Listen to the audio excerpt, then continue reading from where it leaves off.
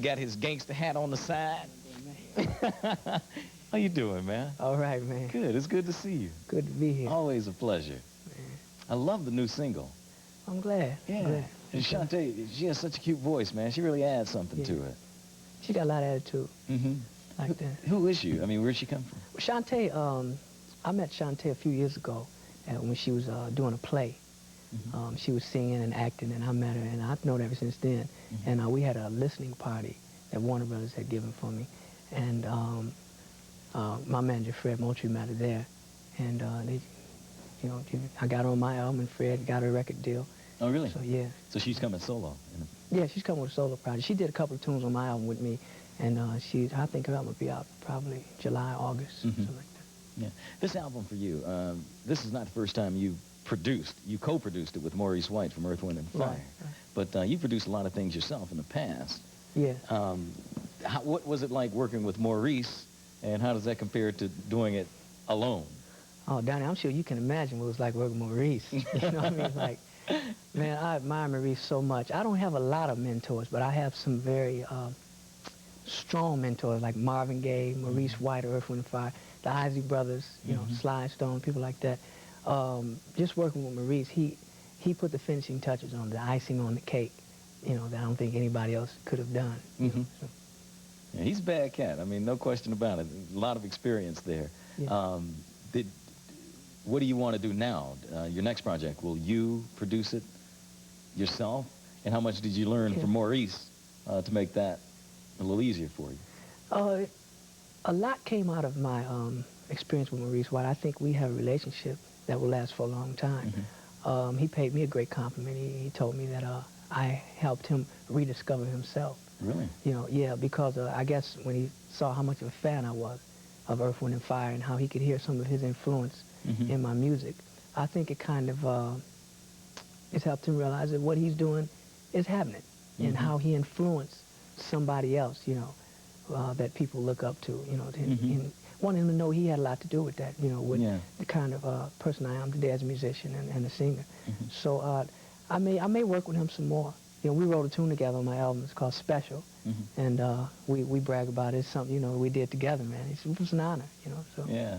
What are they doing though? Is Earth, Wind & Fire? Yeah, they're in the studio right now, man. Yeah. They're in the studio right now. I called the studio the other day just to see if he was there. They said, man, Maurice take a couple of days off. They said, but Verdine will be in here. He getting ready to do a bass overdub. Oh, God, I wanted to rush over there and see that. I was going to say, I'd like to go see him do that I know, myself. man, but I was in the studio myself, or I'd have been there, man. So you're in the studio now? Yeah, what I'm doing is, Warner Brothers had sent me back in the studio because I felt I needed to develop, you know, some things. I just got into this writer's thing all of a sudden. When I get like that, I like to jump on it. So I said, man, let me go in the studio and just kind of develop some of these ideas I got. So they sent me in the studio for about a month, and I've just been trying to write and come up with songs. You know. For yourself or for other artists? For other artists, or basically just to get it out of me. I mean, you know how frustrating it is to have something in you and you can't express it. You know, so I just had to just do it, man. You know? Well, I don't know how that is. I can imagine. Well, I was targeting some songs for Ray Charles, Jasmine Guy. That's what Benny Medina had asked me to do. And I was trying to come up with some things for them, you know, so hopefully we'll be able to. Now, you talk about the influence of Maurice White, but obviously Marvin Gaye influenced you a lot. I mean, you hear that all through your albums, not just this one, but, I mean, in other albums in the past. So much so sometimes it's like, you know, people sometimes feel like, God, he's trying to sound like Marvin Gaye. Is that right? Yeah. But that really is you, though. I mean, it's just the influence. Have you heard that? Has that been your experience? People said that? Yeah. Oh, that's interesting, man. I've always wondered if they would say that. You think that's bad? No, I don't think it's bad. I think it's bad only if they feel like, well, he's trying to imitate Marvin, but I don't think that's the case. Sometimes I have to watch myself because Marvin is like a teacher of mine. I get into him that much. I have to admit it. Our temperaments sort of seem to be alike in our musical taste. So, and then plus my brother Bobby, you know, who's in Switch, he always directed me towards Marvin. Every time he gave me an example of something, he said, like Marvin, see, now check this out. You know, so I'm kind of like brainwashed with that. But I can see his point. I don't try to be like Marvin. I feel that my sound still comes through. Oh, it does. But I'm, you know, I humbly confess and admit that everybody has to have an influence. Oh, yeah. You know, and he's been a great influence. But you know, you hear it not only when you're singing, but even when you talk on your records, you can hear it. It's like, it sounds like Marvin, you know, but I love it. I mean, because I'm a big fan of Marvin, obviously. I mean, I think Marvin was the greatest, you know. Yeah, it's interesting. Someone who was very close to Marvin told me something about him that I know to be true about myself. That on stage, he was shy. And I know it sounds kind of strange because a lot of entertainers claim that they come alive on stage. But I shy up on stage. Do you really? Man, I love the lights being in my face because I don't like to look at nobody. Because I don't know why, but I shy up on stage, man, when I'm out front. So I like the lights to blind me, you know. Then I'm all right. That's always been the case? It's always been the case. Really? I don't know why.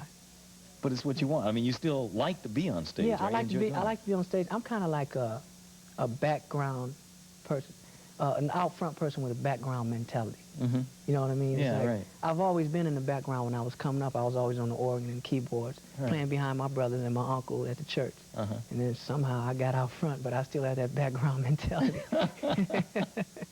You know. Your brothers, how are they doing? Well, two of them went to prison a few years back. Right, now. your Bobby and Chico. Right. They'll be out. We talked about this before.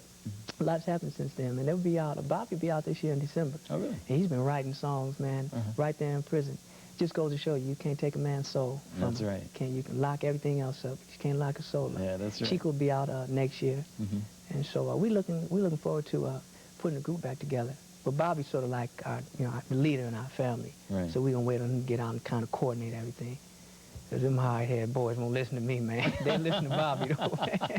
They listen to Big Bro, man. Yeah, I heard that. Well, good luck with that project. Good luck with your new album. A lot of good stuff on it. All right. And I wish you all the best, man. All right, man. Thanks for joining us. Thank you. All right. To look behind the scenes at the tour and find out why he's doing